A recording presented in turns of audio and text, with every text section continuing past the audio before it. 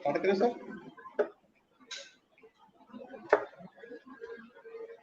Sir नमस्कार। GST महायज्ञ GST olympiad 2021 learn unlearn relearn GST के कार्यक्रम में फिर एक बार आपका हार्दिक अभिनंदन है। मैं एडवोकेट भीम सिंह करनाल से।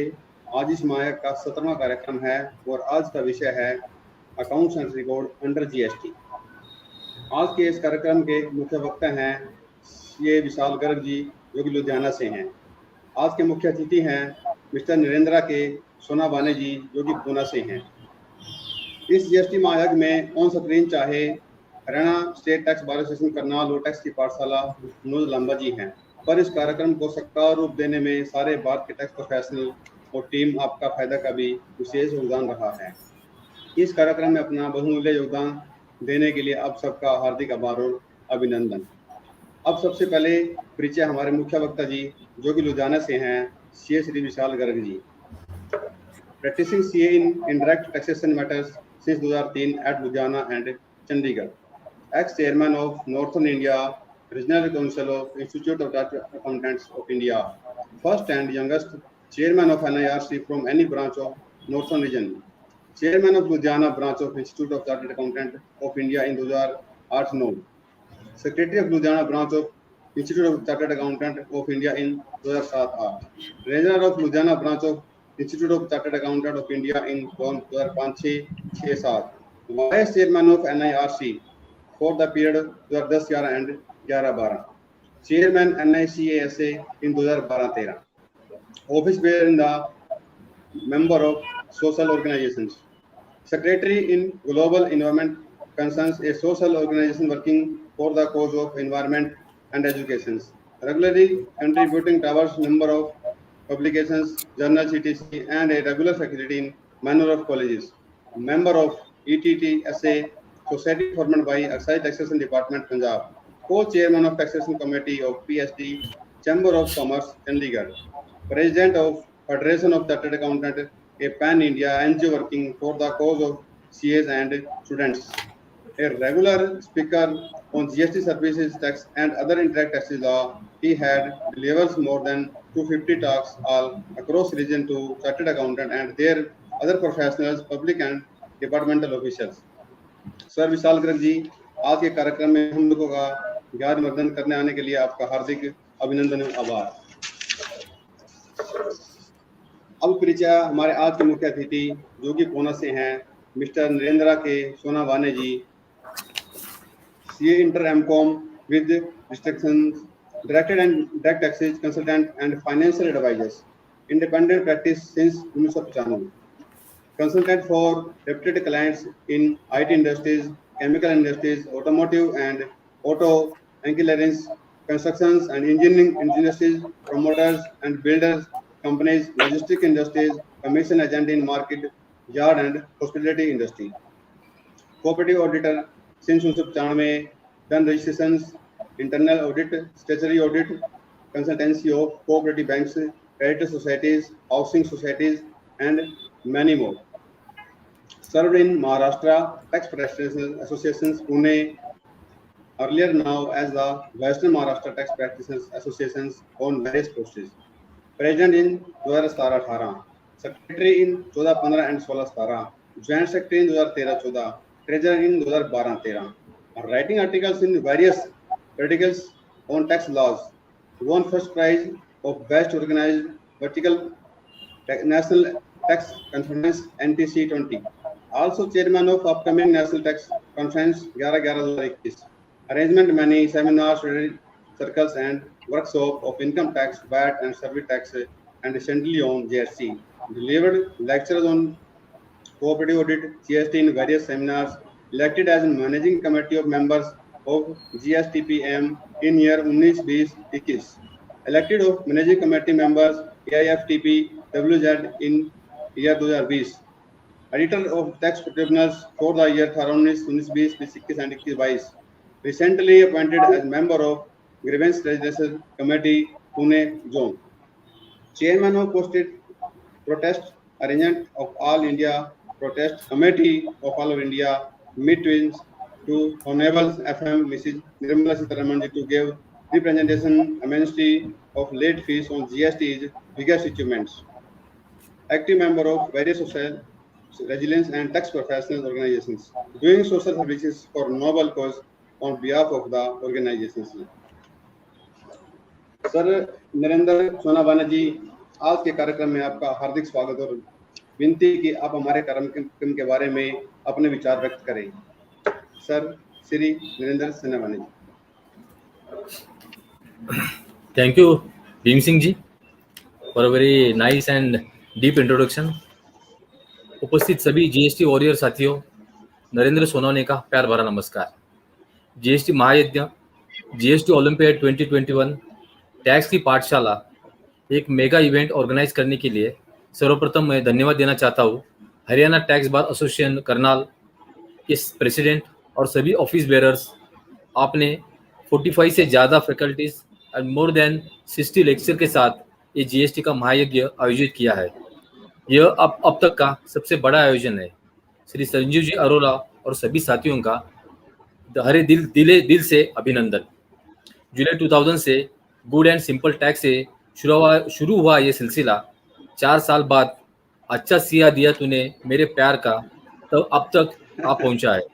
दोस्तों, 1000 से ज़्यादा notifications, circulars, press release, GST, CGST, HGST, IGST, यूजीएसटी जैसे 4 act, GST portal, GST in, hundreds of glitches and what not. फिर भी हम एक साथ मिलकर ये जीएसटी की पाठशाला द्वारा हम सबको जीएसटी का हर एक section, rule, between the lines बड़ी बारीकी से डिटेल नॉलेज के साथ शेयर कर रहे हैं। वन नेशन वन टैक्स, सबका साथ सबका विश्वास, यह नारा आप ही सही दिशा में लेकर जा रहे हैं। आज का विषय accounts and records of GST बहुत ही महत्वपूर्ण विषय है। अगर आप बेसिक अकाउंटिंग एंट्रीज गलत करते हैं तो आगे जाकर आपके एसएससी बड़ी मुश्किल में फंस सकते हैं। इसमें accounting entries under GST, electronic cash and credit ledger, period of retention of accounts under GST and most important consequences of not maintaining proper records. आज के keynote speaker Shri Vishal Garg GST के एक बहुत ही डिटेल जानकार व्यक्ति है और स्टडी फैकल्टी है। मुझे विश्वास है आप इस सेशन के बाद अकाउंट्स और रिकॉर्ड्स के बारे में एक अधिकार वाणी से आपके क्लाइंट के साथ बात कर सकते हैं। लास्टली, मैं फिर से आप सभी को अपील करूंगा, हम सब एक साथ जैसे कोरोना से लड़ रहे हैं और जीत भी जाएंगे, उसी तरह जीएसटी भी एक चैलेंज बनकर स्वीकार करे और एक साथ वॉरियर के तरह मुकाबला करे। Please be remember, united we stand, divided we fall. आज मुझे आपने यहाँ चीफ गेस्ट के रूप में आमंत्रित किया है। मैं आप सभी का हरे दिल से अभिनंदन करता हूँ और आपको धन्यवाद भी देता हूँ कि आपने इतना बड़ा महायज्ञ यहाँ पर आयोजित किया है। Thank you very much. Over to Bhim ji. Sir Narendra K Sonawala ji, आपका हार्दिक धन्यवाद sir, thank you very much. अब मैं मुख्य वक्ता जी से गुजारिश करूंगा कि आज के विषय पर अपने वक्तव्य द्वारा हमारा ज्ञानवर्धन करें। Now floor your sir Shri Vishal Garg ji. Shri Vishal ji please. Thank you, Advocate Bhim Singh ji. First of all, I thank GST Olympiad, Aapka Fayda GST, for inviting me here in this organization to speak on the topic of GST. I also thank Narendra Kumar Sonawala ji for chairing this session. This is the benefit of this Google. Rather that Corona, we can say that Sonawala ji is sitting at Pune and I am sitting at Ludhiana, and program is organized by Ambala, and main coordinator are sitting at Ambala and Yamunanagar, and program is live throughout world. So thanks to technology that we are now, we can say that we all are on same platform, we can handle all the situation. I also thank Sanjeev Arora ji. आपका फायदा हर तरह से, मेरा भी फायदा, संजीव जी का भी फायदा, ऑडियंस का भी फायदा। जीएसटी को जितना सुन ले उतना कम है। सोना बेन जी हमारे जो आज के मुख्य चीफ गेस्ट हैं, उन्होंने तो रादर जीएसटी को तो कोरोना से ही कंपेयर कर दिया कि जैसे कोरोना का कोई इलाज नहीं है, वैसे जीएसटी में भी बड़ी चीजों का इलाज नहीं है। तो वाकई जैसे नरेंद्र जी ने कहा कि अच्छा सिला दिया तूने मेरे प्यार का, तो अगर पूरी लाइन तो इन्होंने नहीं बोली, तो अगर बोलते तो भी ये यही कहना चाह रहे थे कि प्रोफेशनल्स ने जितनी मेहनत जीएसटी में करी है, सरकार ने तो पल भर बल हर बार कहीं ना कहीं इतनी नोटिफिकेशन ला के, इतना टाइम वेस्ट करा के, एक एक रिटर्न को 100 बार 50 बार एंटर करके, हर बार ओटीपी मंगवा के, तो इनकी दर्द हम समझ सकते हैं कि जीएसटी ने क्या सिला दिया है सबको, प्रोफेशनल्स को। तो फ्रेंड्स, जो मेरा टॉपिक है आज का, that is save records and counts in GST. I am practicing in this GST, rather I will say in indirect tax, central excise, customs, service tax since last 19 years. Before GST, only few chartered accountants were there in this line. I am handling huge litigation matters, litigation work. Till after completion of 4.5 months, 4 years and quarter to this year, in my opinion, litigation in GST has not been started even. तो मेरे वाला जो topic है accounts and records, तो अभी ख्याबों ख्वालों में भी department के नहीं आया। रादर यू विल फाइंड, आप सारा इंडिया ढूंढ लें, अभी तक इस बात के लिए कोई पेनल्टी नहीं लगी कि भाई तूने रिकॉर्ड नहीं मेंटेन किया। क्योंकि अभी तो जो इशू चल रहा है डिपार्टमेंट में, बोगस बिलिंग हर तरफ, fake invoices, more than 550 people have been arrested throughout country, and then again 1,32,000 of crores of fake invoices have already been detected by the department. What are the huge figures department is having due to this implementation of this GST through technology? You will find आज हर किसी person का, हर किसी registered SSC का metre department में लग गया। नरेंद्र भाई, आज डिपार्टमेंट में एक छोटी से छोटी इंफॉर्मेशन भी डिपार्टमेंट के पास है, जब कि मैंने क्या खरीदा, किस टैरिफ हेडिंग में था, क्या बेचा, वो किस टैरिफ हेडिंग में था, आपस में मैनेज होता है नहीं होता। इवन जो smart tools they are working and they are implementing day by day on this GST portal, that आने वाले टाइम में ये शायद रिकॉर्ड्स की अहमियत ही नहीं रहेगी। तो just in 4.5 years I will say there are only 3 type of notices have been issued by the department. Firstly, mismatch between 3B and R1, या 3B and 2A.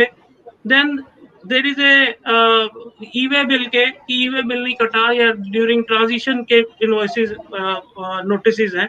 ये thirdly bogus billing के cases तो बहुत बन गए, but अभी तक arrest वगैरह के बाद अभी शायद शोकॉज नोटिस डिपार्टमेंट ने निकालने शुरू ही नहीं किए। रादर उनको पता ही नहीं है कि नोटिस निकलेंगे कैसे। इन माय ओपिनियन कि इतने केसेस बन गए, we have not seen a single show cause notice that how these cases will consolidated by the department after issuance of, after arrest of person, after they have detected that this amount has been in this case 132 crore का case है या 200 करोड़ का case है जिसमें bogus billing involve है। तो all these challenges are still there in this GST। तो मेरे वाला टॉपिक जो है रिकॉर्ड्स, क्योंकि मेरे को 4 साल में नहीं लगा कि कभी किसी ऑफिसर ने पूछा कि यार रिकॉर्ड मेंटेन है या नहीं। ऑडिट शुरू हो गए डिपार्टमेंट में, नंबर ऑफ क्लाइंट्स के मैंने ऑडिट करवाए। तो जो ये प्रोविजन नोटिफिकेशन कह रही है, जो ये सेक्शन कह रहा 35, 36 या रूल 85, तो उन सब में अगर मैं डिटेल में पढ़ूं तो मेरे को तो खुद ही नहीं समझ आ रहा कि इतना रिकॉर्ड मेंटेन कैसे किया जा सकता है।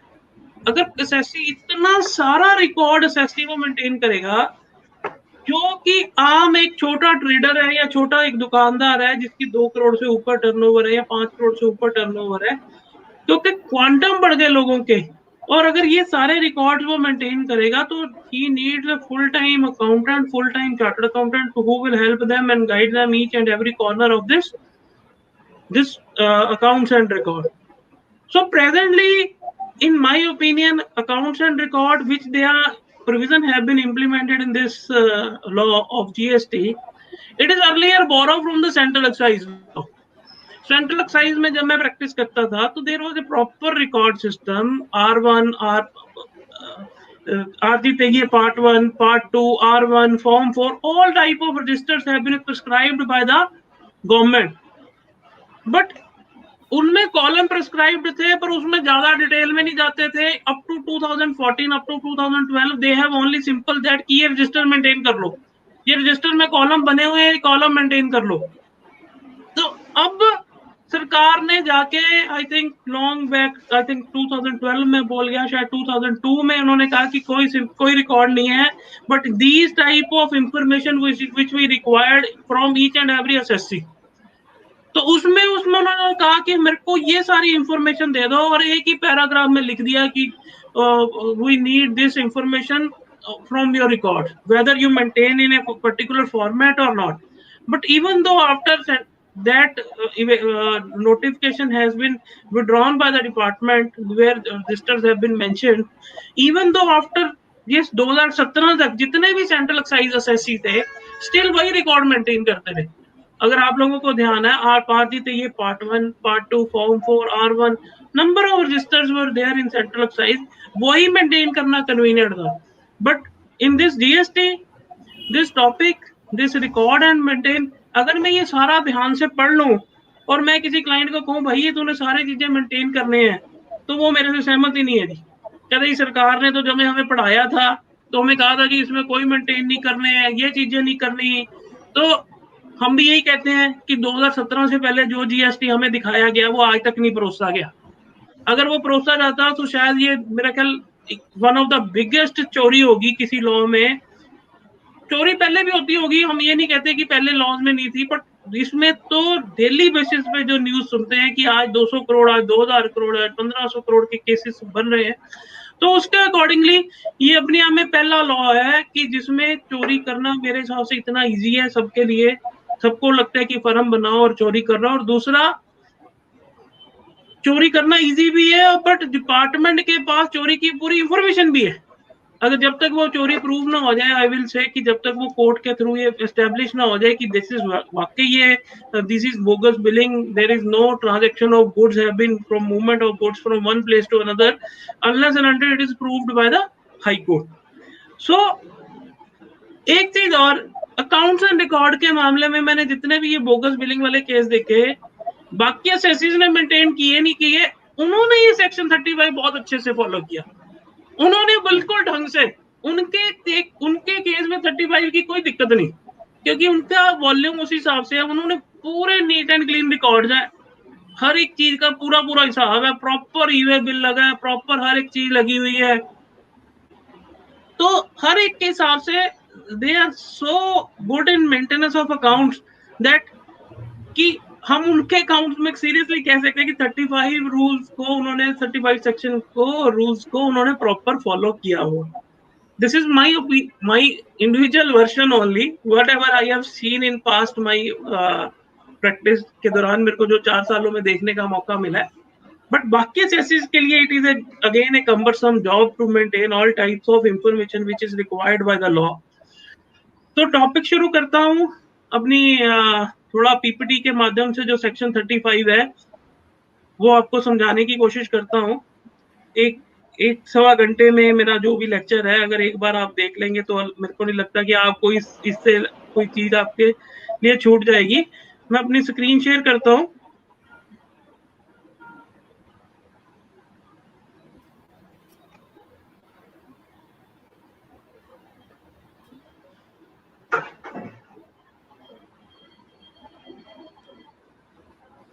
मेरी स्क्रीन विजिबल है सर?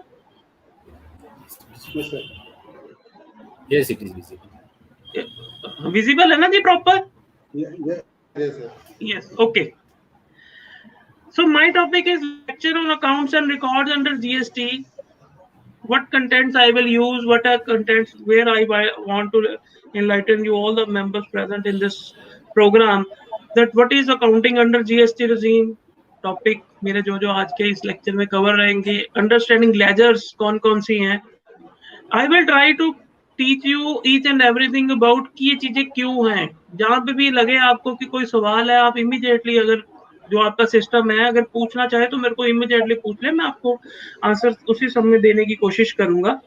क्योंकि इसमें जब ये जूम पे या मतलब इस तरह के प्लेटफॉर्म पे बैठे होते हैं तो ऐसे लग रहा होता है कि लैपटॉप रात सामने रख के अकेले ही बोले जा रहे हैं, तो कोई दूसरा साथ में ऑडियंस, पता नहीं लगता कि ऑडियंस क्या कर रही है क्या नहीं। तो if you all will participate along with me, ask queries, I will happy to answer all your queries on whatever issue, whatever topic। कोई अपना पर्सनल शेयर करना चाहे इशू कि मेरे साथ ये हुआ, तो then I will very much happy to share you the number of things with you। Then my another topic, what are the records prescribed to be maintained for a GST? Can the accounts and record be maintained electronically? Whether books of account records have to be kept, where to be kept, for how much period it is required, and what is the requirement of statutory audit। अब तो खत्म ही होगी। Panel provision for non-maintenance of required and miscellaneous provisions which is we going to be taken during this our session। So सबसे पहले whatever accounting we required, every type of accounts is required to be maintained। पहली बार ये आज तक मेरे ख्याल में लगभग 20 कंसर्न्स के जो डिपार्टमेंट ऑडिट होते हैं मैं हैंडल कर चुका हूँ। What I have seen the mistakes in the books of account, I will happy to share with all of you। पहली बात जब ये जीएसटी आया तो सबसे बड़ी 17-18 में लोगों ने क्या गलती की है कि जीएसटी अकाउंट में सारी एंट्री है। एंड में आके जो समझ आई तो उसको अलग अलग करना शुरू किया। फिर जब अलग अलग किया तो फिर डुप्लीकेसी ऑफ वर्क होगी। रादर मैं कहता हूँ कि जितने अकाउंट्स खोल सकते हैं उतने अकाउंट्स खोल दीजिए, एंड में जाके मर्ज हो जाने हैं। 31 मार्च को जाके या 30 सितंबर को जाके हमने मर्जर एंट्रीज डाल के क्लोज कर देने अकाउंट। आज जब आप एंट्री बुक करने जा ही रहे हो, मोस्ट ऑफ द क्लाइंट क्या करते हैं कि इनपुट सीजीएसटी अकाउंट खोला। पहले मैंने नहीं बताया कि आपको कौन कौन से अकाउंट खोलने हैं। Input CGST account, output CGST account, input SGST account, 3 तरह के तो ये लॉ है। जैसे नरेंद्र भाई ने बोला कि ये 3 लॉ है, फिर हजारों नोटिफिकेशन, हजारों ही सर्कुलर, हजारों ही पेपर न्यूज कटिंग, हजारों ही जजमेंट्स आ चुकी। अभी तो लॉ पे ही आ रही है सारी चीजें, फैक्ट्स पे तो हम अभी खेल ही नहीं रहे। अभी तो लॉ पॉइंट्स पे हमारी चर्चा चल रही है कोर्ट्स में कि क्या लॉ होना चाहिए था, ये लॉ की प्रोविजन है, अनकॉन्स्टिट्यूशनल है, ईवे में रास्ते में गाड़ी रोक सकते थे, नहीं रोक सकते थे। अभी तो ये सारी चीजों के ऊपर ही लिटिगेशन चल रही है हमारे वेरियस हाई कोर्ट्स में। तो इसमें जो हमारा इशू था कि ये सारे अकाउंट्स मेरे को मेंटेन करने हैं अपनी लेजर में, अपनी बुक्स ऑफ अकाउंट्स में। अगर मैं ये नहीं मेंटेन करता तो मेरे लिए उतना ही कम्बरसम हो जाता है जीएसटी को मेंटेन करना। मैं अपने क्लाइंट को ये एडवाइस करता हूँ कि भाई तेरा इनपुट सीजीएसटी अकाउंट है तो लिख input CGST 2.5% account, input SGST 2.5% account, input CGST 6% account, input SGST 6% account. एक तो मैंने कहा इसका तेरे को फायदा क्या रहेगा, सारे अकाउंट अलग अलग हैं, तेरे को एंड में जाके उनको एक कंसोलिडेटेड इनपुट अकाउंट में चाहे मंथली मर्ज कर दे चाहे क्वार्टरली मर्ज कर दे। एक तो हमें ये पता लग जाता है इससे बिल्कुल एपरेंटली कि कौन सा क्रेडिट मैंने लेना था, कौन सा क्रेडिट मैंने नहीं लेना था। मेरे को एज ए ऑडिटर मेरे को चेक करने में बहुत हेल्प रहती है इन चीजों से, क्योंकि मेरे को पता है कि मान लो 28% वाली चीजें जो लिए जा रहे हैं लोग, उनको क्रेडिट मिलना ही नहीं most of the item. Otherwise ध्यान नहीं आ रहा भी कोई आइटम ऐसी है जिसमें 28% लगा और उसका क्रेडिट भी मिलना है। तो सिमिलर सर्कमस्टांसेस में अगर ये मेरे अकाउंट अलग अलग मेंटेन हुए होते हैं तो मेरे को बुक्स में एक्यूरेसी और करेक्टनेस चेक करने में बहुत हेल्प रहती है। तो rather opening input CGST account या input IGST account, open all this account according to the rates, rather in big concerns, rather we prefer from clients to maintain these accounts according to the tariff heading। If there is a client who is having a turnover of more than 1000 crore or 1500 crores or 2000 crores, at that point of time volume कितना चीजों का, अगर मैं नई चीजों को separate maintain करवाता तो मेरे को एंड में उनकी जो 35,000 लाइन आइटम्स हैं या 50,000 लाइन आइटम्स में से 2A का आईटीसी निकालना कि जो मिलना या नहीं मिलना, it is a huge work. तो आज 4 साल बाद तो हम ये चीजों को समझ आ ही गई चीजें तो जितने अकाउंट मेंटेन कर सकते हैं उतने अकाउंट मेंटेन कर लीजिए ताकि आपको कंफर्टेबल रहे और एंड में रिकंसिलिएशन बनाने में हमें बहुत हेल्प मिलती है। तो सिमिलरली ये हमारे अकाउंट हमारी बुक्स में मेंटेन होने जरूरी है। इसके अलावा सर्टन लेजर्स जो हमारी जीएसटी की, हमारी जब ये अकाउंट्स बनेंगे तो लेजर तो हमारी बनेंगी। इसके अलावा जो हमारा जीएसटी का पोर्टल है उस पे 3 तरह की लाइबिलिटीज लेजर्स बन जाती हैं, cash ledger, credit ledger, liability ledgers. मैंने नंबर ऑफ क्लाइंट्स में ये देखा है कि एंड में 31 मार्च के बैलेंस टैली नहीं होते, बुक्स अलग तरह चली जा रही हैं और क्रेडिट लेजर्स अलग तरह से चली जा रहे हैं। लेजर का कोई लेना देना नहीं, बस एंड में कोई रिकंसिलेशन नहीं करते most of the clients, most of the accountants. या हम भी जब 2A जब 993 बनाने जा रहे थे पिछले सालों में, चलो अब तो सरकार ने वो भी हमारे से छीन लिया क्योंकि सरकार को लगता है कि वही ऑफिसर ज्यादा अच्छी तरह कर सकते हैं चीजें। तो देखते हैं कैसे होता है, क्योंकि शायद सरकार को हर तरफ ही लगता है कि officers good, officers are better than the chartered accountants which they are doing. तभी तो अभी पीछे रिसेंटली ITAT में भी जो अकाउंटिंग मेंबर है उसके लिए भी इन्होंने एज लिमिट बढ़ा के 50 कर दी। We contested that issue in the supreme court. Sir ये क्या, तो at that point of time we have seen that whatever law is framed by this government is like for the helping or by the, I think this is like for the officers only rather how this goods कैसे हो सकता है कि ये simple GST बनाया जा रहा है। आज तक 4.25 साल के बाद भी हमारी ट्रिब्यूनल गठित नहीं हो पाए। They have not constituted any tribunal. GST की कोई अपील हो गई, कमिश्नर मान लो फर्स्ट एपेलेट अथॉरिटी के अगेंस्ट अपील में जाना, तो हमारे पास अथॉरिटी नहीं है अभी, तो उसकी होगा जी डिसाइड, पता नहीं कब होगा। So certain decisions which are pending by the court, which are pending at the level of legislator are so delayed each and every decision। तो मैं अभी ITAT मेंबर्स की बात कर रहा था, उसमें भी चार्टर्ड अकाउंटेंट्स पहले 10 साल की प्रैक्टिस के बाद एलिजिबल हो जाते थे। अब उन्होंने कहा जी मिनिमम एज 50 होनी चाहिए और मिनिमम प्रैक्टिस 25 होनी चाहिए, 25 इयर्स ऑफ एज होनी चाहिए। अगर आपने ये लॉ इस तरह से बनाना ही है तो आप बाकी की भी कहो कि जो IAS ऑफिसर है that are not eligible at the age of 23, ये 50 साल के बाद आप एलिजिबल होते हो हर काम के लिए। आप जजेस ना भर्ती करो, पहले सारे जजेस को भी आपकी मिनिमम एज 50 होनी चाहिए। 50 इयर्स के बाद ही बंदा समझदार होता है, बाकी तो पहले तो वो वैसे ही चीजें भाग भूग के इधर उधर ही इकट्ठी हो रही होती है। Anyhow, coming to my topic, थोड़ा भटक गया था मैं। लेजर्स मैं आपको एक बता दूं, जैसे क्रेडिट लेजर मेंटेन हो रही है, लाइबिलिटी लेजर मेंटेन हो रही है ऑनलाइन, आप इनका प्रिंट आउट निकालो, बड़े अच्छे प्रिंट आउट निकलते हैं। That is thanks to after 3 years की हमारे पास इन सब की जो एक्सेल में रिपोर्टिंग निकलती है बहुत ही अच्छी निकलती है। आप मंथली इनके प्रिंट आउट निकाल के अपनी बुक्स के साथ रिकंसाइल जरूर करो। At the end of the year आपको पता लगता है कि ये कितना कम्बरसम काम हो गया। अगर हम इसको मंथली करना शुरू कर देंगे तो ये काम अपने आप में बहुत ही ईजी है। मैंने अपने ऑफिस में करवाना शुरू किया क्लाइंट सबका कि आप लाइबिलिटी लेजर जो भी मेंटेन करते हैं वो आपकी लाइबिलिटी के साथ वहाँ ऑनलाइन मैच हो, तो वो अल्टीमेटली एक बहुत ही इजी हो गया। और एंड में जब हम एनुअल रिटर्न फाइल करते हैं तो उस समय में इसकी काफी हेल्प रहती है। पहले ये रिपोर्टिंग ना ऑनलाइन निकल नहीं रही थी, अब ये हर तरह की रिपोर्टिंग ऑनलाइन निकलती है। और कोशिश करिए कि जो आपके मंथली क्लोजिंग बैलेंस निकलते हैं किसी चीज के, मगर आपकी मान लो देनदारी है कि आपने यू हैव टू पे सर्टेन अमाउंट ऑफ टैक्स, तो it should be match with the GST portal. So all type of ledger, credit ledger, input ledgers, so all must be tallied with the GST portal. Then section 35 और 36 या rule 56 only एक ही section है, rather एक ही rule है जो पूरा का पूरा अकाउंटिंग रिकॉर्ड के बारे में बात करता है। Only section 35 and rule 56 only in the पूरी किताब में।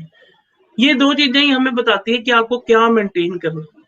और बहुत ही सिंपल 1 पेजर और रूल 56 3 पेजर, मतलब 4 पेज में ये पता लग जाता है। पर उन्होंने इतना कुछ लिख दिया इसमें कि क्या करना है इसमें। every registered person, section 35 क्या कह रहा है? Every registered person shall keep and maintain true and correct accounts of production or manufacture of goods, monthly production account showing quantitative details of raw materials or services used in manufacture, goods manufactured including waste and byproducts. Then मतलब अपने आप में raw material कितना आया, कितना use हुआ। पुराने समय में हम कहते थे कि जो भी कोई रॉ मटेरियल की एंट्री होती थी, हम आरजी तैये पार्ट 1 में उसकी क्वांटिटेटिव फिगरें लिखते थे, पार्ट 2 में उसका वैल्यू, क्वांटिटेटिव फिगरों की जो वैल्यू थी वो हम पार्ट 2 में सिमिलर में मेंशन करते थे। इतने लंबे लंबे रजिस्टर होते थे, ऐसे हाथ से ही मेंटेन करते थे उनको, कार्बन रख के इंटरप्लीकेट।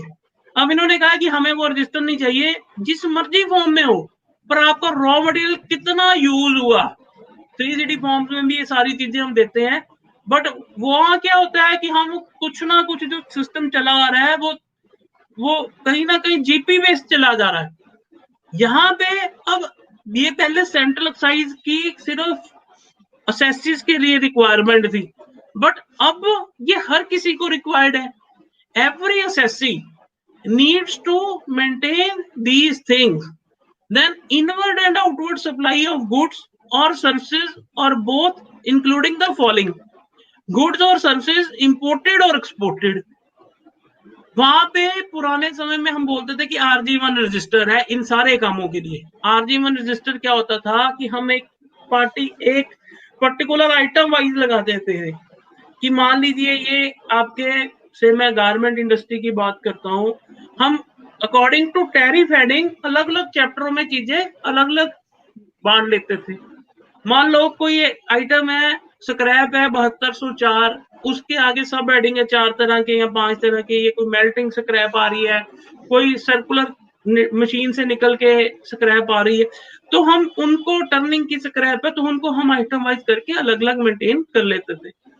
सिमिलरली मैं ऑटो पार्ट्स की बात करूं, ऑटो इंडस्ट्री की बात करूं, तो मेरे पास स्कूटर के पार्ट्स है, साइकिल के पार्ट्स हैं, या मेरे पास मोटरसाइकिल के पार्ट्स है, पर स्कूटर 11 तरह के स्कूटर्स हैं, 11 तरह के स्कूटरों के पार्ट्स हैं, तो हम उनको हर एक चीज को अलग अलग खोल के हेडिंग अलग अलग मेंटेन करते थे।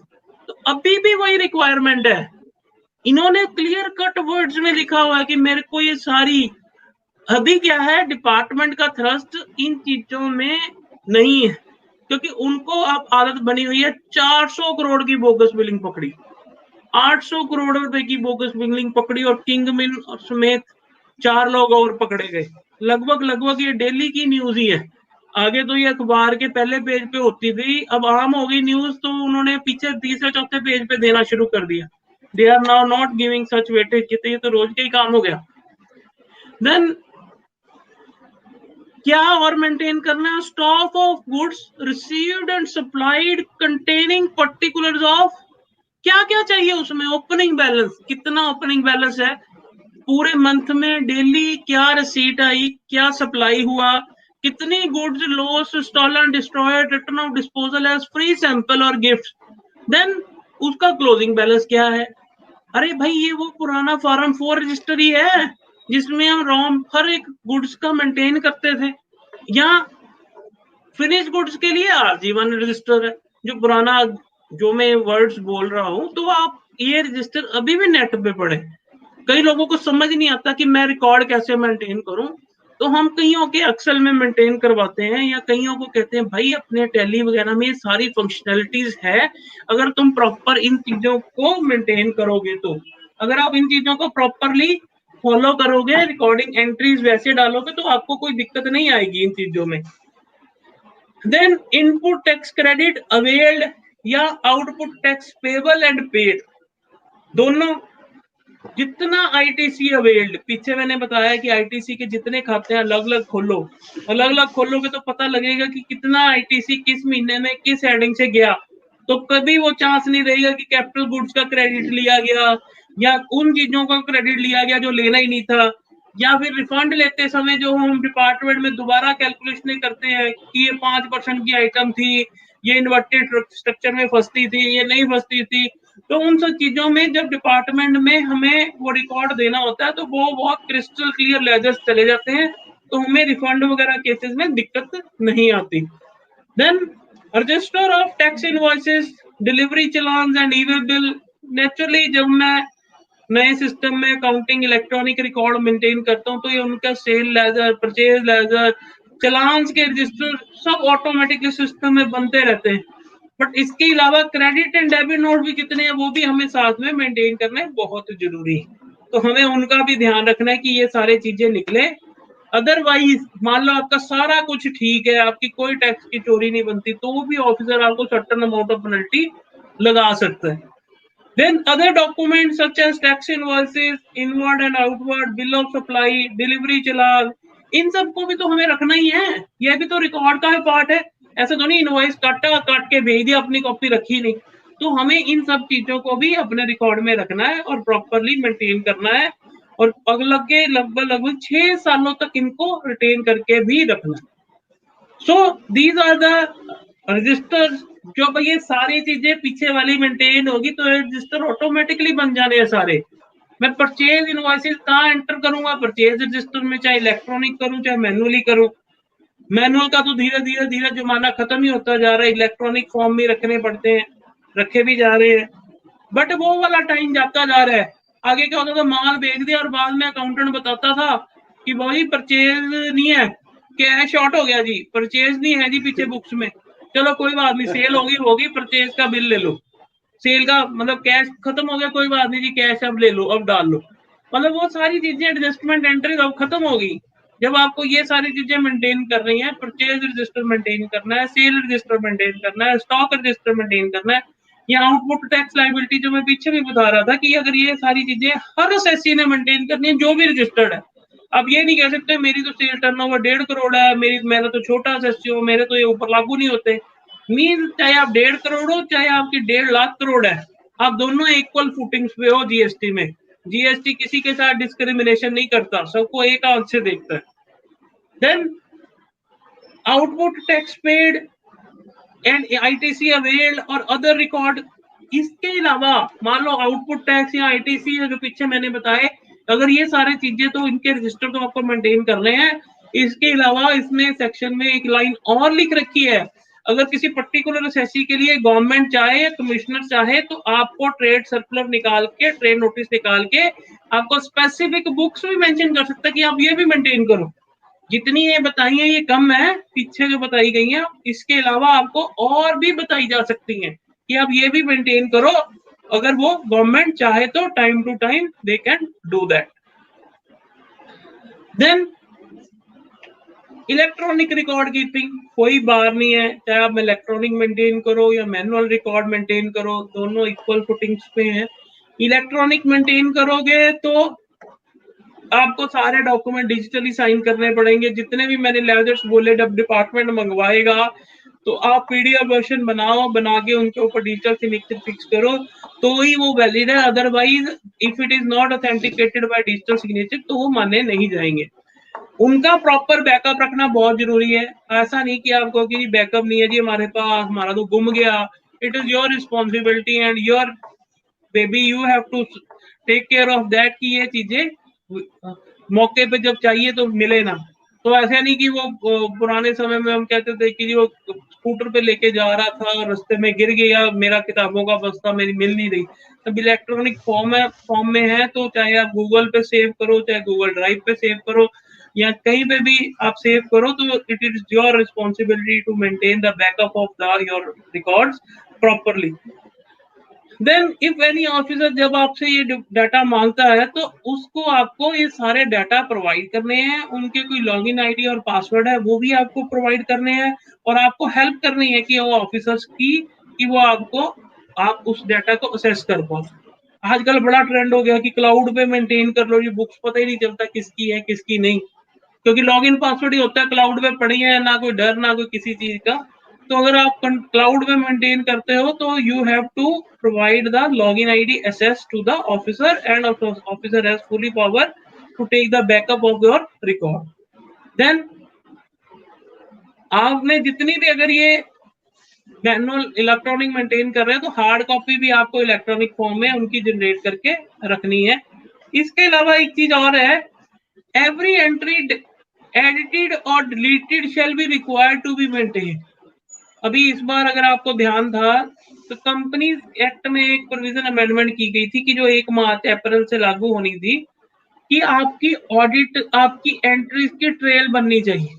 It means no backdated entries after that.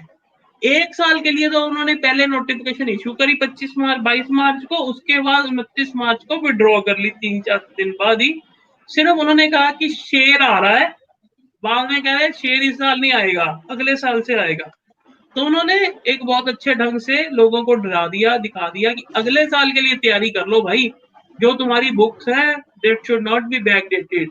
मतलब अगर उसके बाद मान लो ये प्रोविजन लागू हो जाए तो क्या होगा, ऑडिट के जो टूल्स हैं वो झट निकाल के रख दिया करेंगे कि ये 100 एंट्रीज हैं जो बैक डेट में डाली गई हैं, ये 150 एंट्रीज ऐसी हैं जो रिमूव की गई हैं, ये 250 एंट्रीज ऐसी हैं जो इनको अमेंड किया गया। मींस वो ऑडिट टूल्स इन सारी चीजों को निकाल के सामने रख दिया। अब फेसलेस असेसमेंट होगी, अगर इधर भी फेसलेस असेसमेंट हो जाए, या कल को इनकम टैक्स में भी मैंने काफी नंबर ऑफ असेसमेंट्स करवाई तो मैंने देखा वो मेरे से इतना वॉल्यूमनस डाटा मंगवा रहे हैं। 50 अकाउंट मेरे को कह रहे थे भेज दो, एक अकाउंट मान लो 100 पेजेस का है तो मैं 50 × 100 अकाउंट में तो 5-5 हजार पेजेस में 10-10 हजार पेजेस में रिप्लाई जा रहे हैं इनकम टैक्स असेसमेंट के। यहाँ पे भी यही होना है। आगे से इन्होंने क्या कहना है, मेरे को बस सॉफ्टवेयर की की दे दो, मेरे को सॉफ्टवेयर का बैकअप दे दो, मैं अपने आप देख लूंगा कि जो मैंने देखना है। और डिपार्टमेंट को फ्री टूल्स मिल जाने इतने, हमारे ऑडिट टूल्स हैं वो डिपार्टमेंट के लिए फ्रीली अवेलेबल हो जाने, तो उन्होंने ट्रेल में निकाल लिया करना है कि क्या चीज की कमी है क्या नहीं। और ये कंपनीज के केस में मान लो 2022 से लागू हो जाना है, तो बड़ी फर्मों के केस में 23 से लागू हो जाना, तो समझ लो वो भी समय आ गया कि आपको रोज का काम रोज निपटाना पड़ेगा। No more back dated entries now in the books of account. ये सबसे बड़ा चैलेंज है हमारे अकाउंटिंग और ऑडिट प्रोफेशंस के लिए भी और आने वाले समय में, क्योंकि ये हम जिस लैब पे जा रहे हैं हमारा ओवरऑल सिस्टम तो अनसिस्टमेटाइज्ड है। देन अगर हम इन चीजों को करना है तो हमें आज से, ये साल हमें तैयारी के लिए दिया गया था सरकार द्वारा कि तैयारी करो बड़ी कंपनीज के केस में, और हम उधर करना शुरू करेंगे तो हम बाकी के जगह पे भी इस चीज को लागू कर पाएंगे। Then manually record keeping, there is a no bar, books सारी सीरियल नंबर्ड होनी चाहिए। पुराने समय में हम कोई भी बुक लगाते थे अगर मैनुअल होती थी तो हम करते थे, मान लीजिए कोई भी किताब है उसके ऊपर सर्टिफाई करते थे उसको पहले पेपर पे कि I am mister Vishal Garg, owner of Vishal Garg and associate, hereby certify that this book is cash ledger and containing paper from 1 to 49 and all pages are serially numbered. हम ये एक डिक्लेरेशन इसमें फाइल करते थे, हम प्रॉपर इसमें ये सारी चीजें लिखते थे। अभी भी ये सम सॉर्ट ऑफ इनका कहना तो यही है, in case of maintenance of books manually each volume of book shall be serially numbered. अगर बुक फ्रैंकली नंबर्ड नहीं होती थी तो हम उनको हाथ से नंबरिंग करके आगे सर्टिफाई करके स्टैंप लगा देते थे, क्योंकि ताकि अगर कोई पेपर बीच में मिस है तो वो पेपर बीच में मिस ना हो। तो इसलिए ये manually record keeping is allowed, but every record should be kept properly and in a legible form for the period which I will tell you for how much period you have to retain that is required. Then एक पीछे एक बहुत बड़ा challenge है कि record keeping रखनी कहाँ है। जब पुराना सर्विस टैक्स पीरियड था तो वहां हमें कह दिया जाता था कि सेंट्रलाइज्ड है कि डिसेंट्रलाइज्ड है। इफ डिसेंट्रलाइज्ड है तो सबने अलग अलग नंबर ले रखे हैं, इफ सेंट्रलाइज्ड है तो सबने कंसोलिडेटेड एक ही जगह नंबर ले रखे हैं। तो सेंट्रलाइज्ड के केस में मेरी मान लो पैन इंडिया 20 ब्रांचेस थी और मैंने सेंट्रलाइज्ड रजिस्ट्रेशन ले लिया तो मेरे को सारा रिकॉर्ड सेंट्रलाइज्ड ऑफिस में लेके जाना पड़ता। बट जीएसटी के केस में ऐसा नहीं है। जीएसटी के केस में लॉ क्या कह रहा है, it shall be kept and maintained at the principal place of business as mentioned in the certificate of registration. Certificate of registration में जो आपका प्रिंसिपल प्लेस ऑफ बिजनेस है वो आपको वहीं पे ही ये सारी बुक्स रखनी है. If any document, register or books of account is found at any place other than the place mentioned in certificate of registration, the books of account shall be deemed to be maintained by the said registered person. ऐसा क्या कहना चाह रहे हैं? मेरा विशाल Garg and associates का premises है, registered premises है लुधियाना, और अगर मेरा लुधियाना की बजाय मैं यमुनानगर गया था, बुक्स मेरी साथ ही थी और मैं मनोज जी के घर बैठा था और मनोज जी के घर में ऑफिसर आए और उन्होंने मेरी बुक्स भी पकड़ ली, तो ऐसा ही माना जाएगा कि वो बुक्स मनोज जी के घर में लिखी गई. तो ये एक समझने की बात है कि बुक्स जहां से मिलेंगी वो मानी जाएंगी कि ये भी मेरा प्रिंसिपल प्लेस ऑफ बिजनेस है, ये भी मेरा प्लेस. तो वो कहीं ना कहीं इसके लॉन्ग टर्म इफेक्ट मतलब जहां से मिलेंगी, मतलब ऐसा नहीं कि प्रिंसिपल प्लेस पे तो रखेंगी, क्या होना, कुछ नहीं होना. तो कहीं जहां पे भी मिलेगी तो government is want to tax you in all circumstances. So where there is a more than one place of business specified in the certificate of registration, accounts relating to each place of business shall be kept at each place. Means मान लीजिए मैं पंजाब में registered हूँ, मेरी 100 branches है पंजाब भर में, एक खन्ना है, एक जलंधर है, एक लुधियाना है, एक अमृतसर है, फगवाड़ा है, जलंधर है, हर जगह मेरी ब्रांचेस है. तो मैंने हर ब्रांचेस का रिकॉर्ड उठा के प्रिंसिपल प्लेस ऑफ बिजनेस मान लीजिए लुधियाना है, तो मेरे को लुधियाना नहीं लेके आना, मेरे को जहां की ब्रांचेस का रिकॉर्ड है उस ब्रांचेस में ही रहने देना है.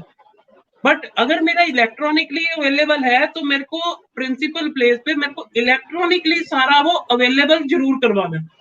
तो इसलिए पीछे मेरे साथ एक इशू हुआ भी कि मेरे को डिपार्टमेंट के ऑफिसर कहते जी आपकी तो 15 जगह प्रिमिसेस रजिस्टर्ड है, 15 जगह का रिकॉर्ड आप मेरे को यहाँ पे प्रोवाइड करो लुधियाना, क्योंकि लुधियाना आपका प्रिंसिपल बिजनेस है. ब्रदर उन्होंने मेरे को रिटर्न में भी कहा, मैंने भी उनको रिटर्न में रिप्लाई दिया कि there is no requirement in law to provide all the document. It is for you to go and check at 15 places the records. आप 15 जगह पे विजिट करिए, वहां पे वहां का रिकॉर्ड चेक करिए. मेरे को कोई जरूरत नहीं है कि रोपड़ का रिकॉर्ड मैं लुधियाना लेके आऊं और लुधियाना मेंटेन करूं. रोपड़ का रिकॉर्ड मेरे को रोपड़ ही रखना है if these are manual maintained by the assessee. Hope मेरी वॉइस क्लियर है, मेरा टॉपिक आप लोगों को समझ आ रहा है, मेरी लैंग्वेज समझ आ रही है, मेरा करवाने का ढंग समझ आ रहा है, क्योंकि I am first time giving here lecture in GST महायज्ञ. बट क्योंकि हर एक जगह का डेकोरम होता है, एक सिस्टम होता है, तो होप क्योंकि मैं किसी को देख तो पा नहीं रहा हूँ, तो what ever I am speaking hope so कि सबको समझ आ रहा है. Then period of बहुत बढ़िया सर, वेरी नाइस. ओके जी. Then period of record keeping, कितने साल के लिए रिकॉर्ड रखना है? 6 साल. 6 साल फ्रॉम कहां से? From the date of filing of your annual return. 6 years from the due date of furnishing of annual return for the year pertaining to such accounts and record. तो इतना लंबा पीरियड है इसको रिकॉर्ड को maintain करने का. मान लीजिए 21-22 की लास्ट डेट होगी 31 दिसंबर 22. 31 दिसंबर 22 के बाद एनुअल रिटर्न की 31 दिसंबर 22 के बाद अगले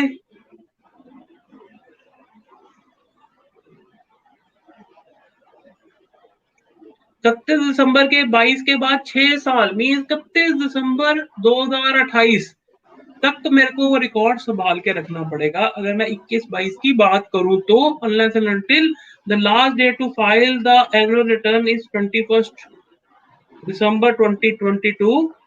21-22 unless and until it is not मतलब affected by the corona. So अगर मेरी किसी केस में लिटिगेशन चल रही है तो लिटिगेशन के केस में मेरी ये जो पीरियड है वो 6 साल नहीं मायने रखता. जितनी देर लिटिगेशन क्लोज नहीं हो जाती उस पीरियड में जो लिटिगेशन में इन्वॉल्व है उसके लिटिगेशन के क्लोज होने के बाद एनी अपील और एनी कोर्ट में हमारा कोई इशू पेंडिंग पड़ा है उसके खत्म होने के 1 साल बाद तक भी मेरे को वो रिकॉर्ड मेंटेन करना है. वो चाहे मेरी फेवर में हो चाहे डिपार्टमेंट की फेवर में हो. मान लो मैंने कोई अपील कर दी 17-18 की और 17-18 से टाइम बार हो रहा था 24 को. अपील अभी तक तो second appellate tribunal second appellate authority constitute ही नहीं हुई. मान लो 2024 में तो जाके वो कॉन्स्टिट्यूट होती है, 28 में उसका रिजल्ट आता है. मान लो 28 में जाके मैं कहूँ जी मैंने तो वो रिकॉर्ड डिस्ट्रॉय करा दिए. No, it is my responsibility. It is responsibility of assessee to maintain the record till the disposal of that matter even after 1 year और 6 years क्लॉज, जो पहली क्लॉज है 6 years वाली, विच एवर इज हायर, तो दोनों में से जो भी क्लॉज अगर लगेगी मेरे को वो लागू होगी। तो मतलब सर्टन सर्कमस्टेंसेस, अगर मैं सेंट्रल साइज के पीरियड की बात करूं, अगर ये SVLDRS ना आई होती, जो सबका विश्वास स्कीम आई थी to close all the pending litigation, तो एक केस तो मैंने जब प्रैक्टिस शुरू की थी तब शुरू किया 2002 में, 2010 में जाके उसको पहले 5 साल बाद वो कमिश्नर ने डिसाइड किया, उसके बाद मैं कमिश्नर अपील के पास चला गया, उसने डिसाइड किया, फिर ट्रिब्यूनल में चला गया, फिर ट्रिब्यूनल में वो रिमांड बैक हो गया, दोबारा उसके ऊपर एडजुडिकेशन हुई, दोबारा अपील में गया, दोबारा ट्रिब्यूनल में पहुंचा, इतने समय में 20 साल हो गए उसी केस को घूमते घूमते घूमते। तो मेरे को वो बुक्स 2000, 2001, 1, 2, 2, 3 की मेरे को अभी भी संभाली हुई है, क्योंकि मेरा matter still going on in the tribunal, rather अब तो हाई कोर्ट में चला गया। तो in certain circumstances it is my responsibility to keep the records available for the department whenever it is required in the case and circumstances depends upon. Then ये मोटा मोटा जो मैंने आपको कराया ये सारे असेसिस के लिए कॉमन था, बट वर्क्स कॉन्ट्रैक्ट वगैरह या ट्रांसपोर्टर के केस में या एजेंट के केस में या गोडाउन ओनर्स के केस में certain other responsibilities has already been fixed up by the government कि आपको ये भी चीजें मेंटेन करनी है। The name and address of the person in whose behalf the works contract is executed, description, value and quantity of goods or services received for the execution of work contract, आपको contract की copy ready रखनी है, आप contractor के place पे कॉन्ट्रैक्टी के place में registration ले सकते हैं। Utilize in the execution of work, जितनी भी गुड्स आ रही है उसका प्रॉपर आपको रिकॉर्ड रखना है कि मैंने कितनी गुड्स आई, कितनी मैंने यूज की, कितनी पेंडिंग है, कितना किसका क्या किया। The detail of payment received in respect of each work contract, her work contract की पेमेंट मेरे को सेपरेटली मेंटेन करनी है।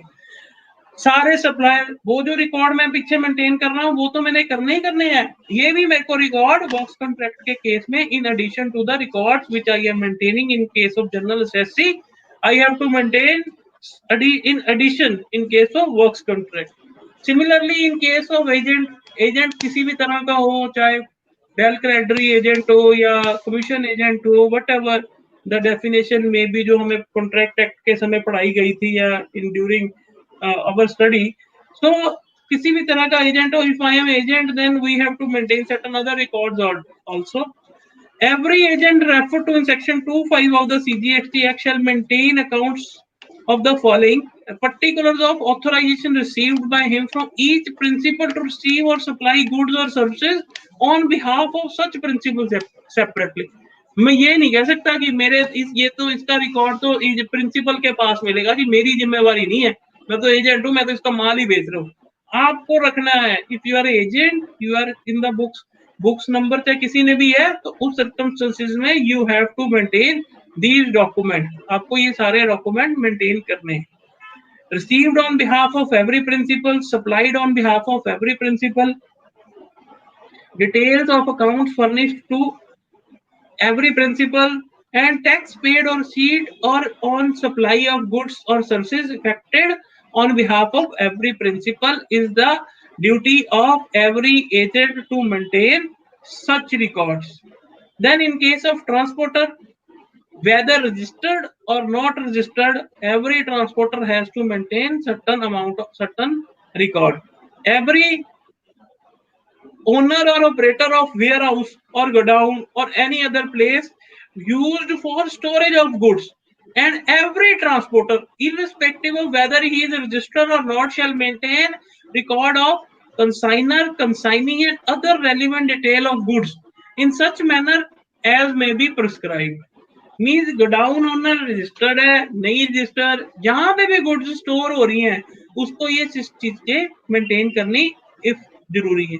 If you are not already registered under the Act, shall submit the detail regarding his business electronic on the common portal and in the form GST ENR 01. Upon validation of the detail, a unique enrollment number shall be generated and communicated to the said person. Then any person engaged in the business of transporting goods shall maintain records of goods transported, delivered, and goods stored in transit by him and for each of his branches. मान लो एक transporter है, उसका pan India offices है, करनाल में भी है, अंबाला में भी है, यमुनानगर में भी है, लुधियाना में भी है, तो उसको हर एक ब्रांच का जितना माल आया, किस पार्टी का आया, किस पार्टी को भेजा, कितना यहाँ अंदर पड़ा है, उन सबका रिकॉर्ड सेपरेटली मेंटेन करना मैंडेटरी। तो इट मींस उनको, वैसे ये ट्रांसपोर्टर्स के केस में ये रजिस्टर लगे हुए हैं और गवर्नमेंट द्वारा मैंडेटरी है, जिसमें वो पूरी चीजें मेंटेन करते हैं। तो इस सर्कमस्टांसिस में ये सारी चीजें उनको मेंटेन करना मैंडेटरी है। Then in case of warehouse और godown owner, every shall maintain with respect to the period of for which particular goods remain in the warehouse। कब आई, मैंने आपको पहले ही बताया कि एक रजिस्टर है इनकमिंग और आउटगोइंग, जिसमें कब माल आया, कब गया, जो बैलेंस बचा वो आपके अंदर है। तो आपको इस तरह का एक रजिस्टर लगाने मैंडेटरी है, चाहे वो उसको इलेक्ट्रॉनिक फॉर्म में लगाओ, चाहे मैनुअली लगाओ। हर आइटम स्पेसिफिकली आइडेंटिफाइबल होनी चाहिए, ये फलानी पार्टी का माल है, ये एक्स पार्टी का माल है, ये वाई पार्टी का माल है।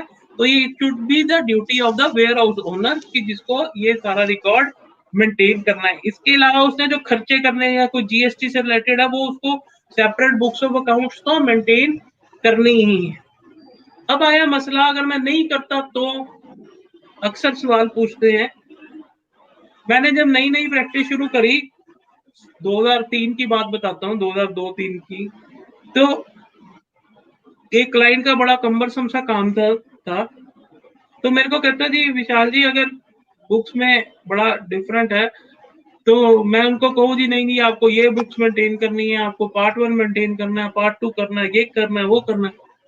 तो अगर कहता मैं नहीं करता तो आप इतने रिकॉर्ड बताते हो, मैं कहता जी इसको मेंटेन करूंगा तो मेरे को इतना खर्चा है, ये है वो है। तो कहता नहीं करता, मैं कहता 10,000 रुपये पेनल्टी है। कहता जी मैंने नहीं करने रिकॉर्ड मेंटेन, कोई बात नहीं, मैं 10,000 रुपये पेनल्टी दे दूंगा। तो कई लोगों की ऐसी भी धारणा है कि यार नहीं मेंटेन करेंगे तो क्या हो जाएगा, 10,000 रुपये पेनल्टी लग जाएगी। अभी भी लॉ में 10,000 रुपये पेनल्टी है। बट जब उस समय जब रेड होती है, जब कुछ होती है, तो जब आपके रिकॉर्ड मेंटेन नहीं होते तो डिपार्टमेंट मेंटेन कर देता है उसी समय।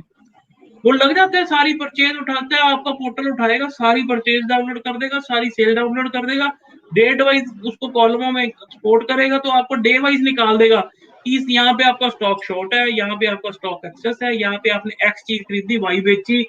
आपको वो चीजें प्रूव करना इतना कम्बरसम हो जाएगा। तो 10-12 हजार रुपये पेनल्टी की बात नहीं, बात होती है कि अगर आप खुद मेंटेन करते हो तो आप अपने हिसाब से चीजें मेंटेन कर लेते हो और आपको पता लग जाता है कि कहाँ किस चीज की कमी है। अगर मैं जितना डाटा डिपार्टमेंट के पास है उसको आपसे कुछ नहीं चाहिए, जितना मैंने ये कराया कुछ नहीं चाहिए उनको आज की डेट में। उनको पता है कि कौन सी आइटम आ रही है, कौन सी आइटम जा रही है।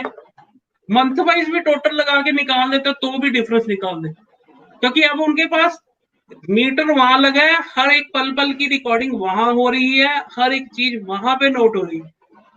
अभी देखिए कल परसों हमने न्यूज पढ़ी कि ये सारे जो बैरियर क्रॉसिंग है ये भी इलेक्ट्रॉनिक हो जानी है, ई-वे बिल पहले हो चुका है। अब रही कई कसर, इनकम टैक्स का जो पोर्टल है वो अभी तो खैर नहीं चल रहा, जब चलेगा तो वो पता लगेगा कि सारी इनकम से भी बंद गई, बैंकों से भी बंद गई, हर एक चीज आपस में एक दूसरे से नट होगी, एक दूसरे के साथ बंद गई। सारे इधर भी इन्फोसिस, बैंकों में भी बहुत में इन्फोसिस, इनकम टैक्स में भी इन्फोसिस, हर एक चीज में मान लो डाटा इतना कंपाइल कर देगा। आज की डेट में मैं 26S उठाता हूँ, उसमें मेरे क्रेडिट अकाउंट की भी, क्रेडिट कार्ड के थ्रू पेमेंट की भी डिटेल आनी शुरू हो गई। तो इसके अलावा हर एक इंफॉर्मेशन मेरी उसमें आनी शुरू हो जानी, तो after certain period of time. So इसमें अगर सेक्शन 122 की बात करूं तो 10,000 रुपये पेनल्टी है, और पुराने समय में सिर्फ 10,000 ही होती थी। बट इन्होंने इसमें क्या कहा, liable to pay if a person fails to keep books of accounts in the accordance with the stated provision, he shall be liable to pay a penalty of rupees 10,000 or amount equivalent to tax evaded from such person whichever is higher। Mean अगर मैं इसकी interpretation जाता हूँ, अभी तक देखो ये GST के नोटिस आने नहीं शुरू हुए, जब आते हैं तो मीन अगर मैं बुक्स ऑफ अकाउंट्स नहीं मेंटेन करता तो इसकी अगर मैं इंटरप्रिटेशन की बात जाऊं तो वो दो तरह की पेनल्टियां लगा सकता है।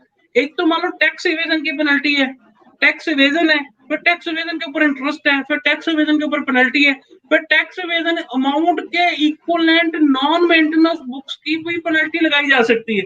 मींस अगर 1000 रुपए टैक्स है तो उसके ऊपर 1000 रुपए, मतलब उस केस में तो 10,000 हो जानी है इन ऑल सर्कमस्टेंसेस। अगर मान लो 1 लाख रुपया टैक्स इवेजन है तो 1 लाख रुपया नॉन मेंटेनेंस ऑफ बुक्स की पेनल्टी पे लगाई जा सकती है, जो मेरी कॉमन अंडरस्टैंडिंग है। Might be wrong, might be coming time it will be clear after issuance of show cause notice, या जब हमारे पास हाई कोर्ट या सुप्रीम कोर्ट के ऑर्डर्स होंगे तो हम इन चीजों को ज्यादा अच्छी तरह इंटरप्रेट कर पाएंगे। तो if similarly there is another penalty, अगर आप मेंटेन इनवॉइसेस जिनका आप क्रेडिट ले रहे हो, fails to account for an invoice on which you have taken ITC or shall be liable to a penalty which may be extended to the 25,000 rupees। तो इसके अलावा ये 25,000 रुपए की penalty in case of invoices भी लगाई जा सकती है। Besides this, certain other miscellaneous provisions are also there that every distribution shall keep the particular of the name and complete address of the suppliers। अक्सर देखता है, मेरे को फोन आता है कि सर आप पार्टी का कि हमसे सप्लायर की डिटेल मांग रहे हैं, क्या मेरे को देनी चाहिए कि नहीं देनी चाहिए? मैं कहा जी लॉ में प्रिस्क्राइब्ड है, they have to right to ask you from the whole suppliers list कि उनका जीएसटी नंबर क्या है, तुम उनसे क्या चीजें खरीदते हो। तो it is your responsibility to maintain all these are कि supplier from which he has received the goods and supplier to whom he has supplied the taxable good, it is your duty to maintain the। अगर मेरे यहाँ SAP system ये लगा हुआ तो मेरे ये सारी चीजें ऑटोमेटिकली उसमें मेंटेन होती जाती है, क्योंकि मैं जब उनमें अकाउंट किसी का क्लाइंट क्रिएट करता हूँ तो क्लाइंट क्रिएट करते समय ये मेरा, मैं उनसे केवाईसी लेता हूँ तो उसमें ये सारा data list rather automatically create हो जाती है, क्योंकि मैं सैप में नंबर ऑफ चीजें मेरे को डिफाइन करती बैठी है। अदरवाइज मैं कोई और सॉफ्टवेयर यूज कर रहा हूँ जैसे टैली या बिजी या एनी अदर, तो उस सर्कमस्टांसेस में वो इनमें डिफरेंशिएट नहीं कर पाता। But in case of SAP जितनी डिटेल इंफॉर्मेशन जाती है तो वहाँ ये लिस्टें ऑटोमेटिकली क्रिएट हो जाती है। Then complete detail of the कहाँ मैंने गुड्स स्टोर की हैं, कहाँ गुड्स ट्रांजिट में के दौरान स्टोर हुई है, अगर ऑफिसर चाहे तो ये सारी चीजें आपसे मांग सकते हैं। Then every register shall keep and maintain a separate account of advances received, paid and adjustments made। सारी इन चीजों की भी उनको रिक्वायरमेंट है, प्रोविजंस है कि आप उनको मेंटेन करेंगे। इसके अलावा मेरा ये टॉपिक तो लगभग अकाउंट्स एंड रिकॉर्ड इतना ही है। मैं जब ऑडिट करता हूँ, जो ऑडिट के दौरान जब ये चीजें ये अकाउंट्स एंड रिकॉर्ड्स, कोई स्मॉल एसएससी है 2 करोड़ है 4 करोड़ टर्नओवर है उनके तो हम कर लेते हैं जैसे तैसे चीजें manage. But in case of large SSC turnover is more than 1000 crore, more turnover is more than 2000 crore, eight that point of time अगर उन्होंने ये सारे रिकॉर्ड्स मेंटेन नहीं किए होते तो हमें बड़ी दिक्कत आती है चीजों को रिकंसाइल करवाने में। मतलब कई बार तो 50 हजार लाइन आइटम्स को देखना पड़ता है, एक एक के आगे लिस्ट बनानी पड़ती है, इसका क्रेडिट अवेलेबल है, इसका नहीं अवेलेबल, ये तो उस सर्कमस्टांसेस में अगर books of accounts properly maintain होंगी तो शायद इतना टाइम नहीं लगेगा चीजों में, और हम गलती भी नहीं करेंगे कि कोई गलत रॉन्ग क्रेडिट्स जो हमें नहीं लेने चाहिए थे वो ले लिए, या जो हमने लेने चाहिए थे वो हमसे नहीं लिए गए। तो ये बुक्स ऑफ अकाउंट्स के ऊपर बहुत डिपेंड करता है कि कैसे वो असेसी उनको बुक्स ऑफ अकाउंट्स को मेंटेन करते हैं। ये बुक्स ऑफ अकाउंट्स के जो प्रोविजन है, जब आप जीएसटी ऑडिट करवाते हैं डिपार्टमेंट का या जब आपके यहाँ रेड होती है तब जाके पता चलता है कि आप ये चीजें मेंटेन कर रहे हैं कि नहीं कर रहे। तो इन बुक्स ऑफ अकाउंट्स वाली जो क्लॉज है सेक्शन 35 है, अदरवाइज सेल्फ असेसमेंट लॉ है, आपकी रिटर्न नहीं जानी है। मतलब आपने कितनी पढ़ाई करी कितनी पढ़ाई नहीं करी, अल्टीमेटली सीए का रिजल्ट ही बताता है कि आप पास हुए कि नहीं हुए। तो सिमिलरली सर्कमस्टांसेस में यहाँ पे भी जितने रिकॉर्ड आपने मेंटेन लॉ में कहा मेंटेन किए या नहीं किए, तो जो ऑडिट की पैरामीटर्स हैं, जब ऑडिटर स्टाफ आते हैं तो वही बताता है कि आपने ये चीजें मेंटेन क्यों नहीं करी, मैं आपको 10,000 रुपए की पेनल्टी लगा सकता हूँ, मैं आपको 25,000 की पेनल्टी लगा सकता हूँ। तो ये चीजें सारी उस समय ही मायने रखती हैं, तभी ये चीजें सामने आती हैं। तो during the audit by the tax authorities ये हमारी जो प्रोविजन है उसकी इंपॉर्टेंस समझ आती है। या जब असेसमेंट के केस में वो आपका रिकॉर्ड मंगवाता है ऑफिसर कि मेरे को आके वेरीफाई कराओ कि कौन सा इनपुट आपने लिया या गलत लिया या सही लिया, तो इन सब चीजों में ध्यान में रखते हुए मैं ये सारी चीजें आपके साथ शेयर करी। अब प्रैक्टिकली जो आपके इश्यूज है वो डिस्कस कर लेते हैं। मेरी प्रेजेंटेशन यहीं तक की थी क्योंकि मेरे को सिंपल एक इतना सा ही टास्क दिया गया था। मैं अपनी स्क्रीन शेयर बंद करता हूँ। तो this is all about accounts and records. Any issues and queries we can discuss in length and breadth. Vishal sir, I have one question. Why we should maintain the accounts with HSN code inventories also? Not clear sir. Sir Vishal sir, मालूम मुझे inventory maintain करनी है, जैसे आपने कहा भी purchase list हमने बनाना है, आप जो टैक्स वाइज उसको आप इनपुट टैक्स को अलग अलग राज्य मेंटेन कीजिए। तो sir what is the role of HSN code? We should maintain with HSN code also. Sir पता क्या है, अगर आप देखें ध्यान से इन गाइडलाइंस को पढ़ें, जब मैंने आपको कह रही है कि 2-2.5% वाली आइटम आप अलग मेंटेन करें, 6 वाली अलग करें, मतलब 6 मीन्स 12 वाली, 5, 12, 18 और 28 ही रेट है ना अपने। तो मैं यहाँ पे क्या है, जब ये मेरे से अभी तक क्या था 17, 18, 18, 19, 19, 20 में क्या था, जो कोई जो कर रहा है उसको लग रहा था मैं ही सही हूँ, बाकी दुनिया सारी गलत ही कर रही है। ठीक है ना जी। अभी अब जाके क्या प्रोविजन चेंज हो गई। अब मान लो मैं कोई चीज नहीं कर रहा, अब मैं कहूं कि टैरिफ हेडिंग वाइज आप रिकॉर्ड मेंटेन ना करो, मेरे को इतनी दिक्कत आती है कई एसेसिस के केस में कि अगर मेरा tariff heading wise record maintain नहीं होता तो मैं डिपार्टमेंट की क्वेरीज के आंसर ही नहीं दे पाता। मेरा रिफंड निकलवाना है डिपार्टमेंट से इन्वर्टेड ड्यूटी स्ट्रक्चर का, मैं रिफंड ही नहीं निकलवा पाता डिपार्टमेंट से। तो in that point of time मेरे लिए मैंडेटरी हो जाता है मैं tariff heading wise record maintain करूं। फिर आगे दिक्कत क्या आती है कि कोई 4 डिजिट में आ रही है चीजें, कोई 6 में आ रही है, कोई 8 में आ रही है, क्योंकि किसी सेसी को 4 रिक्वायर्ड है, किसी को 8 रिक्वायर्ड है। तो उस सर्कमस्टेंसेस में मैं क्लाइंट को ही कहता हूँ भाई तेरे को जो 4 में आ रही है उसको 4 में मेंटेन कर ले, 8 में आ रही है तो 8 में कर ले, ज्यादा नहीं। फिर वो कहते हैं जी डबल हो जाती है। मैं कहता 2 ही होंगे ना, मान लेते को पहले तो 4 अकाउंट खोलने थे, अब तो 8 खोलेगा। अल्टीमेटली तो जितने भी अकाउंट खोल के मैं एंट्रीज करता हूँ, मैं परचेज इनवॉइस देखता हूँ, मैं उसके अकॉर्डिंगली उसकी एंट्री कर देता हूँ। तो मेरा ये ओपिनियन है इन केस ऑफ असेसिस ये tariff heading wise record purchases sales maintain होने चाहिए। Because sir in R1 is compulsory to mention HSN code also. अब तो है ही रिक्वायर्ड ही है जी। तो इज दैट क्योंकि ऐसे है ना कि अगर आप बोगस बिलिंग की बात करें, कोई क्या खरीद रहा है क्या बेच रहा है समझ नहीं आ रही सरकार को। मतलब आप लिटरली हैरान रह जाएंगे सुन के। मैं अगर आपको एक इंस्टांस बताऊं, इलेक्ट्रॉनिक का डीलर है, इलेक्ट्रॉनिक आइटम आई, कस्टमर ने बिल नहीं लिए उससे, मान लो वो तो उसने रख लिया किताबों में ही, क्रेडिट बुक्स में पड़ा है, सेल कच्चे में कर दी मान लो बुक्स की। अब वो गुड्स क्लियर तो करनी है, उसने वो चीज एक्सपोर्टर को बेच दी। एक्सपोर्टर ने वो गुड्स लेके आगे बेचे क्या, गारमेंट्स एक्सपोर्ट कर दिया और रिफंड ले लिया। मतलब आपको सुन के हैरानी रह जानी है, मैं भी ये देख के हैरान था ये हो कैसे रहा है ये चीजें। आइटम उसने 18% की खरीदी और वो 12% उसको सिंपल इतना किसी चीज के बिल मिले, मैं बिल लेके मैं इसको एक्सपोर्ट दिखाऊं रिफंड ले लूं। मतलब इट इज लाइक दैट। मतलब आपको ये मैं प्रैक्टिकली बता रहा हूँ ये आइटम ये हो रहा है सर, बिल्कुल हो रहा है। हाँ बिल्कुल हो रहा है। मतलब अभी क्या है, कुछ भी खरीदो कुछ भी बेचो। पुराने समय में भी ऐसे ही था, ऐसा नहीं कि अभी हो रहा है, पुराने वैट में भी ऐसे ही था। हमारे यहाँ एक तरफ क्या हस्क खरीदी, आयरन एंड स्टील बेच दिया। मतलब परचेज किसी चीज की है, सेल किसी चीज की है। तो इट इज एन कॉमन और मतलब फिनोमिना, ऐसा कुछ नहीं है। तो और क्या इश्यूज है, क्वेरीज हैं? Number sir, any queries? Queries तो कोई नहीं है विशाल जी, एक छोटा सा डाउट मेरे को क्लियर करना है आपसे। हाँ जी। हम इनकम टैक्स का ऑडिट करते हैं फॉर्म 3CD में, जब इन्वेंट्री वाला पॉइंट आता है मोस्ट ऑफ द एसेसिस में हम ये लिख देते हैं कि due to the nature of trade और voluminous of item involved stock record बनाना पॉसिबल नहीं है। जबकि जीएसटी में हम लिख रहे हैं कि हर स्टॉक रिकॉर्ड बनाना कंपलसरी है, हर स्टॉक रिकॉर्ड होना चाहिए। तो वो जो कॉन्ट्रोडिक्शन आ रही है बीइंग ए चार्टर्ड अकाउंटेंट हमारी दोनों जगह, तो उसको कैसे हम हैंडल करें या क्या वहां पर कमेंट करें? वो डिस्कस कर ले के 1 to 1, जरूरी यूट्यूब पे बताने सारी बातें।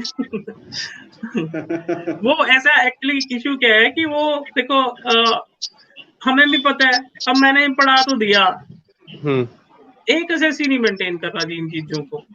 वो कहता जी R1, मैंने कहा जी पुराना मान लो परचेज ओपनिंग स्टॉक कितना है, मान लो मैं करियाना है, मेरी करियाने की सेल है 50 करोड़, 4 करोड़ रुपए मेरे बगल में ही है जी, एक तो 5-4 करोड़ रुपए महीने की होगी।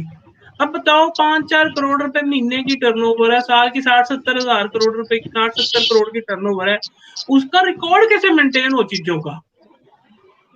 मान लो ये अमेज़न या ये जो बिग बाजार है, ये चीजें जब ठीक है, अब जाके इन्होंने 1.5-2 साल बाद रिटर्नें भरी हैं अपनी, ये भरी नहीं पाए रिटर्नें, इतनी देर डिले के बाद।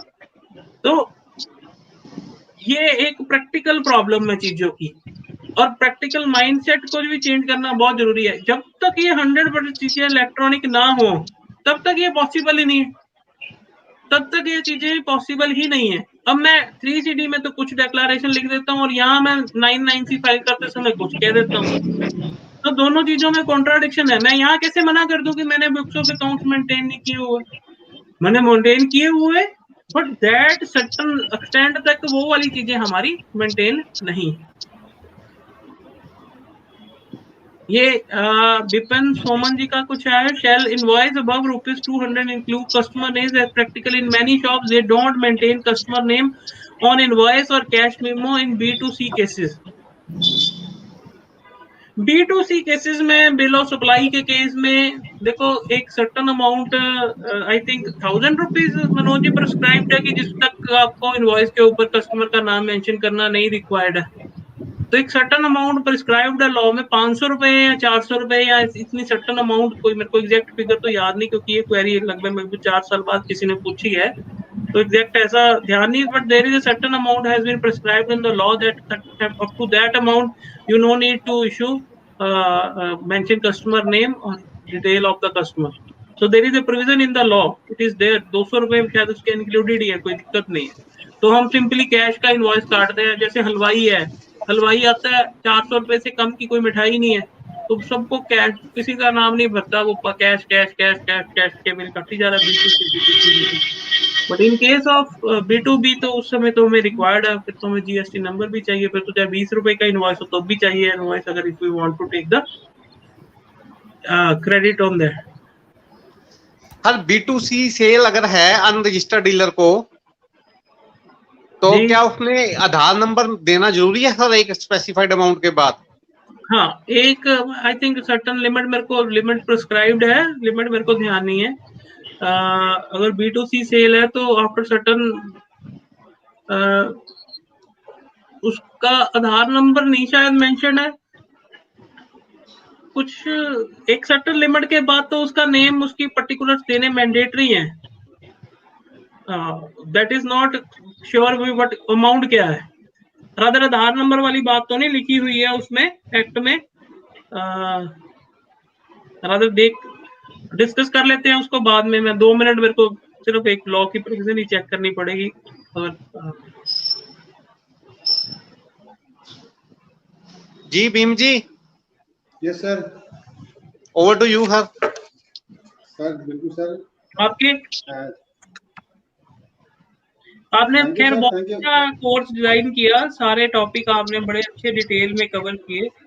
रादर सारे लेक्चर्स मतलब सारे अटेंड कर ले, तो उसको रादर कोई भी यंग बच्चा जिसने अभी प्रैक्टिस शुरू करी है या करनी है, तो वो सारी चीजों में बड़ी अच्छी ढंग से लगभग पूरे इंडिया के तो सारे जितने भी वक्ता है सारे आपने उठा के इसमें डाल लिए, और सबकी जो जो एक्सपर्टाइज है वो आपने शेयर कर दी। मतलब वाकई बहुत मेहनत करी है आपकी टीम ने,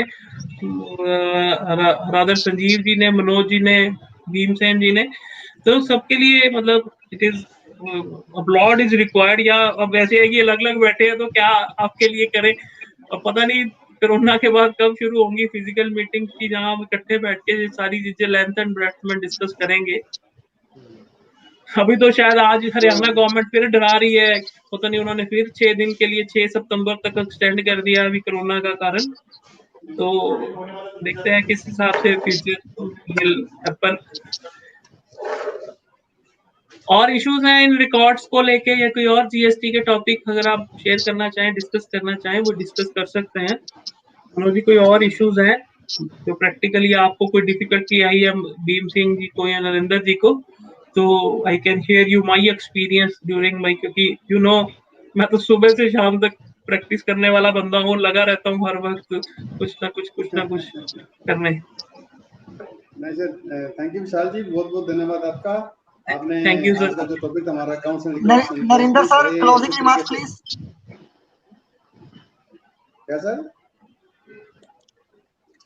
नरेंद्र सर, क्लोजिंग रिमार्क्स के लिए।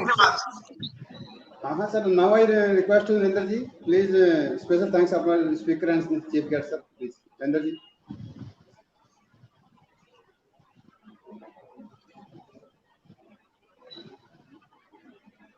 हाँ जी नरेंद्र जी।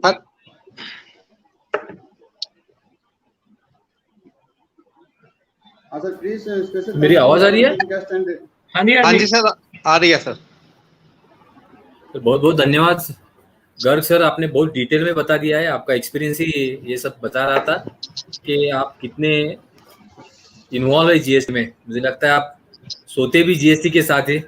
इतना डिटेल्ड सब्जेक्ट, बहुत छोटा था लेकिन बहुत इंपॉर्टेंट था, और आपने आपका एक्सपीरियंस पूरा लगा के यहाँ पर हमें जो शेयर किया है बहुत ही अच्छी तरह से। मुझे लगता है पार्टिसिपेंट्स के लिए बहुत एक अच्छा मौका मिला आपके द्वारा ये सब ज्ञान संग्रहित करने का। तो मुझे लगता है मेरे ओर से और हमारे पूना के पूरे टीम की ओर से आपको बहुत बहुत धन्यवाद sir. Thank you sir, thank you जी।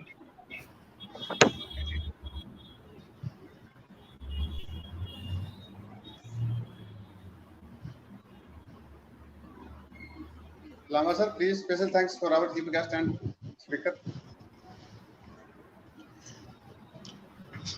थैंक यू भीम जी।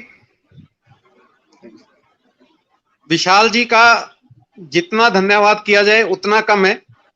बहुत कम शब्दों में, बहुत कम समय में उन्होंने पूरे जो जीएसटी में अकाउंट्स और रिकॉर्ड्स बनने हैं उसकी जो पेचीदगियां हैं और बारीकियां हैं, हर एक बड़ी डिटेल से डिस्कस की और अपने सब्जेक्ट के साथ जस्टिस किया।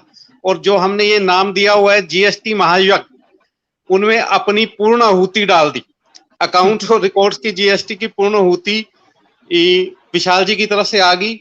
और विशाल जी का जो कहना है कि जीएसटी की प्रैक्टिस वो करते हैं और जीएसटी के हाथ ही सोते हैं, जीएसटी के हाथ ही उठते हैं, वाकई में ये सच्चाई है। क्योंकि मैंने देखा है विशाल जी को ड्यूरिंग दी एनआईआरसी टेन्योर भी काम करते हुए और बाकी भी प्रोफेशन के लिए कंट्रीब्यूट करने के लिए विशाल जी हमेशा ही आगे रहे हैं। और जब कभी हम इन्हें याद करते हैं ये हमारे साथ खड़े हैं। तो विशाल जी, आपका समय देने के लिए बहुत बहुत धन्यवाद। आपने अपने टॉपिक के हाथ जस्टिस किया, इसके लिए बहुत बहुत धन्यवाद। और हमारे व्यूअर्स इससे अवश्य ही लाभान्वित हुए होंगे, ऐसा मेरा मानना है। तो सभी जुड़े हुए साथियों का धन्यवाद। भीम जी का धन्यवाद कि उन्होंने बहुत अच्छे से मॉडरेट किया। नरेंद्र जी का भी धन्यवाद कि उन्होंने अपना मूल्यवान समय दिया और पूरा प्रोग्राम अटेंड किया। Team Haryana state tax bar association का भी अत्यंत धन्यवाद कि उस कार्यक्रम को सफल बनाने में वो दिन रात लगे हुए हैं और पूरा योगदान दे रहे हैं। सभी का धन्यवाद। Good day, good night. Thank you जी, thank you Lamba ji, thank you Bhim ji, thank you Narendra ji, thank you Sunil ji.